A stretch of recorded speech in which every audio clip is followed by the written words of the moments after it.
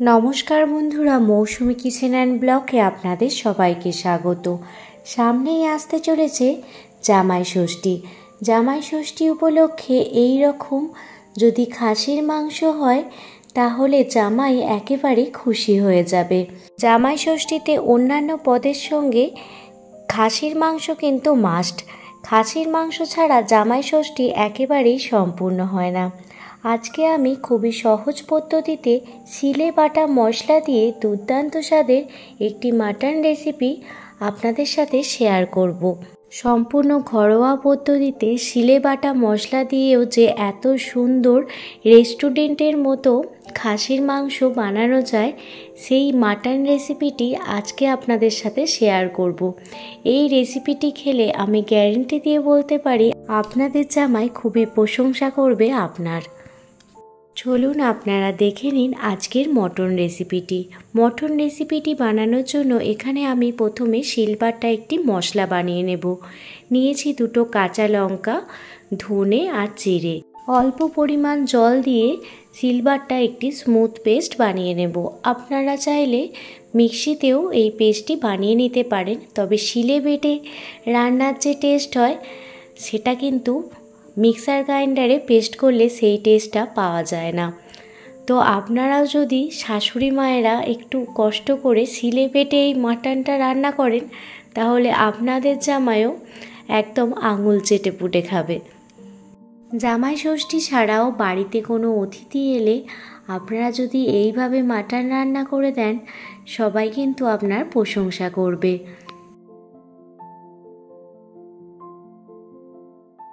এখন মশলাটি শিলবাটায় খুব মিহি করে বেটে নিয়েছি।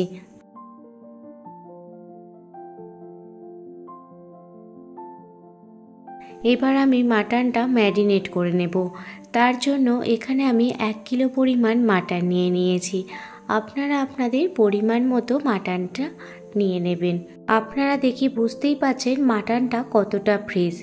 এখানে দেখুন কিছু কিছু মাটনের পিসগুলো অল্প বড় আছে, তো এগুলো আমি কেটে ছোট করে নেব। আর এই যে চর্বিটা দেখতে পাচ্ছেন, এটা আমি আলাদাভাবে তুলে রাখছি। মাটন রান্নার পর এই চর্বি খেতে কে কে ভালোবাসেন অবশ্যই কমেন্ট করে জানাবেন। মাটনটা এবার ম্যারিনেট করে নেব। তার জন্য এখানে 4 চামচ পরিমাণে পেঁপে বাটা দিয়ে দিলাম, আর দিয়ে দিলাম 1 চামচ পরিমাণে আদা রসুন বাটা, আর দিয়ে দিচ্ছি যে মশলাটা আমি শিলে বেটে রেখেছিলাম সেই শিলে বাটা মশলাটা পুরোটাই দিয়ে দিলাম। আর দিয়ে দেব 2 থেকে 2.5 চামচ পরিমাণে টক দই। 1 কিলো খাসির মাংসের পরিবর্তে এখানে আমি 2.5 চামচ টক দই ব্যবহার করেছি। আর দিয়ে দিলাম 2 চামচ পরিমাণে হলুদ গুঁড়ো আর 1 চামচ পরিমাণে কাশ্মীরি লাল লঙ্কার গুঁড়ো। আপনারা চাইলে ঝাল লাল লঙ্কার গুঁড়ো ব্যবহার করতে পারেন।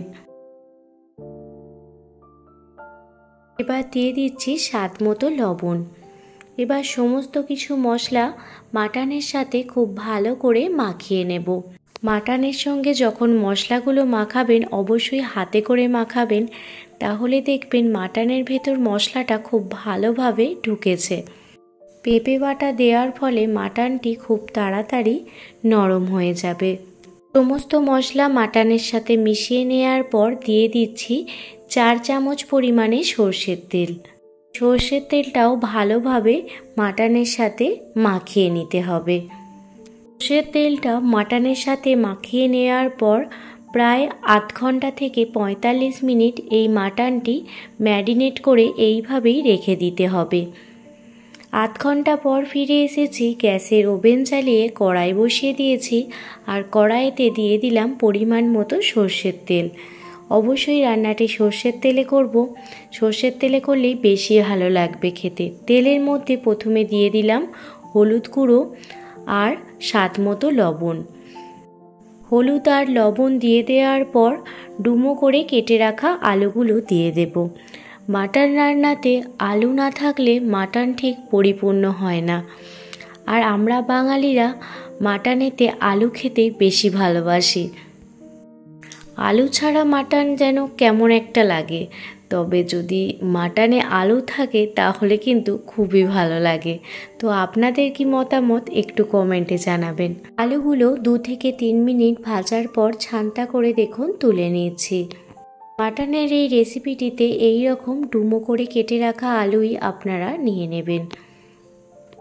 আলু প্লেটে তুলে নেওয়ার পর ওই তেলের মধ্যে দিয়ে দিচ্ছি শুকনো লঙ্কা আর তেজপাতা, আর দিয়ে দিচ্ছি 3টে এলাচ আর 4-5টা লবঙ্গ, আর দিয়ে দিলাম বড় এলাচ। যতক্ষণ না পর্যন্ত সুগন্ধ বের হতে শুরু হয় ততক্ষণ ফোড়নটা ভালোভাবে ভেজে নেব। সুগন্ধ বের হতে শুরু হলে এর মধ্যে দিয়ে দিচ্ছি 5টা মিডিয়াম সাইজের পেঁয়াজ। পেঁয়াজটা এখানে কিন্তু আমি বেটে দিইনি। পেঁয়াজ বেটে দেওয়ার থেকে এইভাবে যদি আপনারা সরু সরু করে কুচিয়ে দেন তাহলে খেতে বেশি ভালো লাগে। পেঁয়াজটা দেখুন ভাজা হয়ে গেছে। এই পর্যায়ে আমি দিয়ে দিচ্ছি টমেটো কুচি। এখানে আমি 2টো মিডিয়াম সাইজের টমেটো কুচিয়ে দিয়ে দিলাম, আর দিয়ে দিচ্ছি 1 চামচ আদা রসুনের পেস্ট। যেহেতু ম্যারিনেশনের সময় আমি 1 চামচ আদা রসুন বাটা দিয়েছিলাম, সেহেতু এখানে 1 চামচ পরিমাণে আদা রসুন বাটা দিয়ে দিলাম, আর দিয়ে দিলাম 1 চামচ হলুদ গুঁড়ো আর কাশ্মীরি লাল লঙ্কার গুঁড়ো।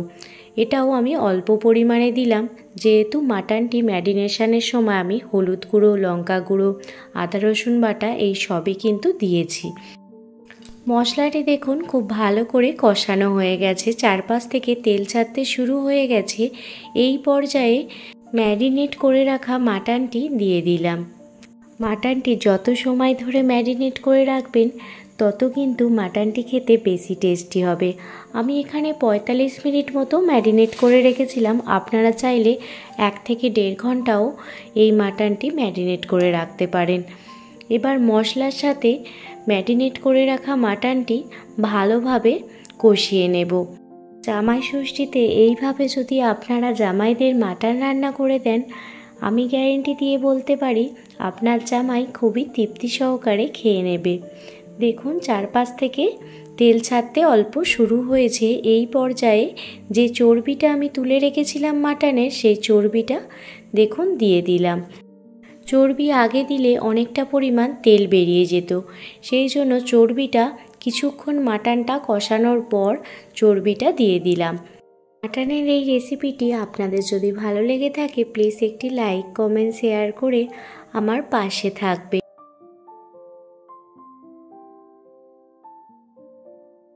দেখতেই পাচ্ছেন মাটনটা খুব সুন্দরভাবে কষানো হয়ে গেছে। এই পর্যায়ে 4 থেকে 5টি কাঁচা লঙ্কা দিয়ে দিলাম। ঝালটা অবশ্যই আপনারা আপনাদের স্বাদ মতো দেবেন। আর দিয়ে দিচ্ছি ফুটন্ত গরম জল। অবশ্যই এখানে গরম জল ব্যবহার করবেন, কারণ ঠান্ডা জল দিলে মাংসটা কিন্তু একদমই সিটে হয়ে যাবে।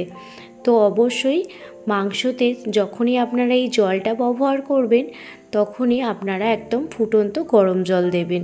এবার মাটনটি সিদ্ধ হওয়ার জন্য 1/2 ঘন্টা মতো ঢেকে রেখে দেব। 1/2 ঘন্টা পর ফিরে এসেছি। দেখুন মাটন থেকে কতটা পরিমাণ তেল বের হয়েছে আর কতটা লোভনীয় লাগছে। দেখুন তো মাটনটি প্রায় এখন 70% সিদ্ধ হয়ে গেছে।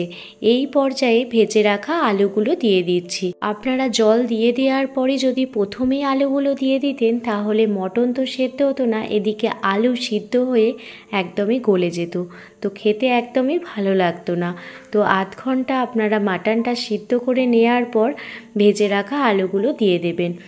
আলুগুলো দিয়ে দেওয়ার পর আবারও ঢাকনা দিয়ে 15 মিনিট মতো ঢেকে রেখে দেব, যাতে আলুগুলো খুব সুন্দরভাবে সিদ্ধ হয়ে যায় আর তার সাথে মটনটাও খুব সুন্দরভাবে নরম হয়ে যায়। আবারও ঢাকনা দিয়ে ঢেকে রাখলাম। এই সময়ে আরও একটি মশলা তৈরি করে নেব। তার জন্য নিয়ে নিয়েছি শামরিচ, 4টে লবঙ্গ, সামান্য পরিমাণ জায়ফল। আপনারাও যদি এই রকম গরম মশলাটা শিলে বেটে খাসির মাংসের একদম শেষ পর্যায়ে দেন তাহলে খাসির মাংসটি খেতে খুবই টেস্টি হয়। প্রথমে দারুচিনিটা শিলনোড়ায় ভালোভাবে ঠুকে নিলাম।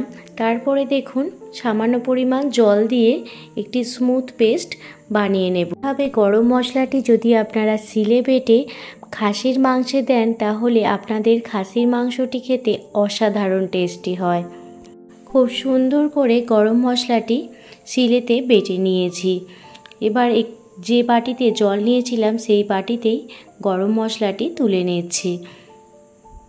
15 মিনিট পর ঢাকনাটি খুললাম, আর ঢাকনাটা খোলার পর যে গরম মশলাটা শিলেতে বেটে নিয়েছিলাম সেই গরম মশলাটা মাটনের মধ্যে দিয়ে দিলাম, আর ভালোভাবে মশলাটা মাটনেতে মিশিয়ে দিচ্ছি। একটি আলু আপনাদের দেখাচ্ছি, দেখুন আলুটা খুব সুন্দরভাবে সিদ্ধ হয়ে গেছে, সাথে মাটনটিও খুব সুন্দরভাবে সিদ্ধ হয়ে গেছে। এবার গ্যাসের ফ্লেম বন্ধ করে দেব। গ্যাসের ফ্লেম বন্ধ করে দেওয়ার পর যদি আপনাদের হাতের কাছে ধনিয়া পাতা থাকে তাহলে ধনিয়া পাতা অ্যাড করে দেবেন, এতে টেস্ট আরও দ্বিগুণ বেড়ে যাবে। শিলে বাটা মশলা দিয়ে খাসির মাংসের ঝোল একেবারেই কিন্তু খাবার জন্য রেডি। জামাই ষষ্ঠীতে এইভাবে খাসির মাংস রান্না করে আপনারা জামাইয়ের মন খুশি করতে পারেন। খাসির মাংসটি আমি সার্ভ করেও দেখাচ্ছি। সেই জন্য প্রথমে নিয়ে নিয়েছি ভাত, তার সঙ্গে হয়েছিল সেদিন পটল বাটা। সেই রেসিপিটি আপনারা চাইলে আমি অবশ্যই শেয়ার করব। আর দিয়ে দিলাম স্যালাড, আর তার সঙ্গে একটি কাঁচা লঙ্কা, আর সাথে রয়েছে ধোয়া ওঠা শিলে বাটা মশলা দিয়ে গরম গরম লাল লাল মাটনের ঝোল। আপনাদের কাছে এই মটনের রেসিপিটি কেমন লাগলো আমাকে অবশ্যই কমেন্ট করে জানাবেন। যদি ভালো লেগে থাকে প্লিজ একটি লাইক, কমেন্ট, শেয়ার করে আমার পাশে থাকবেন। আর আমার হাজব্যান্ড খেয়ে বলেছিল যে কেমন হয়েছে, সেটাও কিন্তু আপনাদের সাথে শেয়ার করব।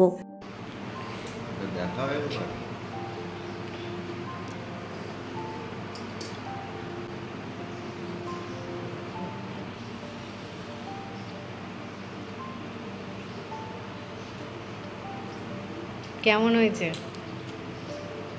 ভালো হয়েছে? অসম।